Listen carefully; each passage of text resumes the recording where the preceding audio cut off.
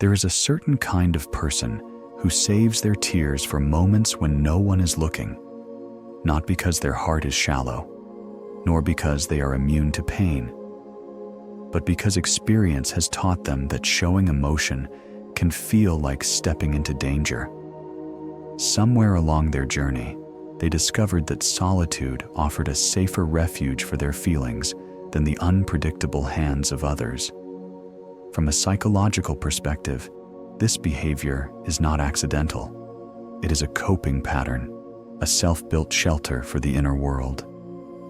These individuals move through public spaces, wearing calm expressions, holding themselves steady until they return to a quiet room where no explanations are required. Only when the outside noise fades do they grant themselves permission to unravel, to breathe, to feel without fear of being interrupted or misunderstood.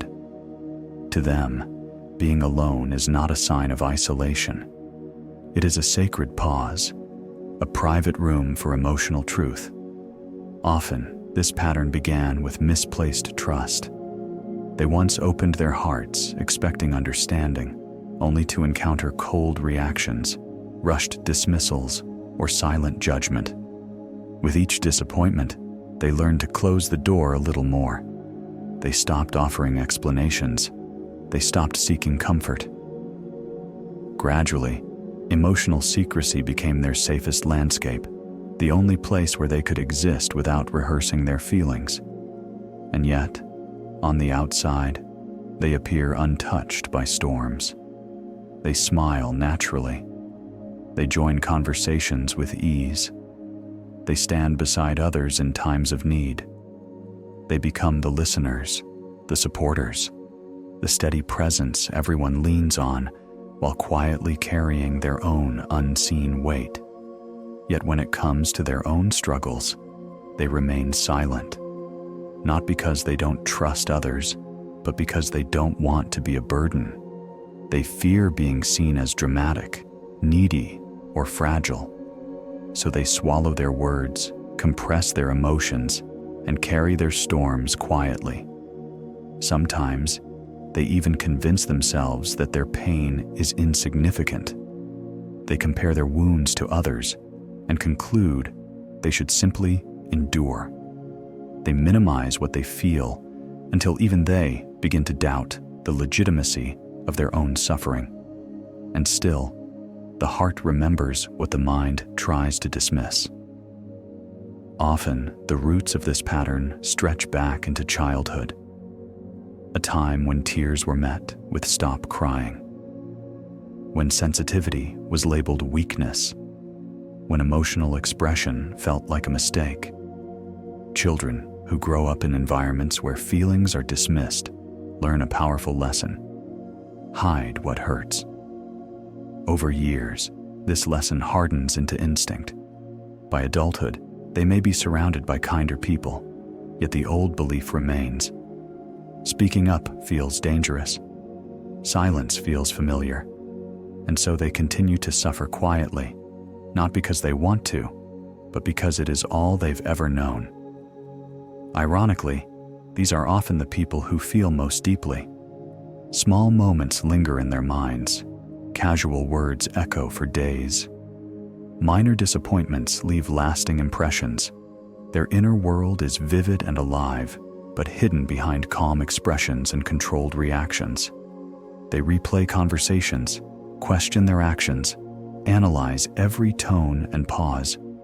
While others move on quickly, their mind stays awake long after the moment has passed. When the weight becomes too heavy, they cry, not over one single event, but over everything stored away. All the unsent messages, all the swallowed truths, all the times they chose composure over honesty. The tears arrive in waves, unexpected and unstoppable. Even they are surprised by how much has accumulated inside. Crying in private becomes more than a habit. It becomes protection, a shield against misunderstanding, a refusal to explain feelings to those who might not understand, a way to avoid advice they didn't ask for, a space where no performance is required. And in that solitude, they finally remove the mask. Interestingly, people who cry in private are often the most compassionate souls. They notice subtle changes in others. They ask if someone is okay and truly mean it. They offer kindness without question because they understand silent pain better than most.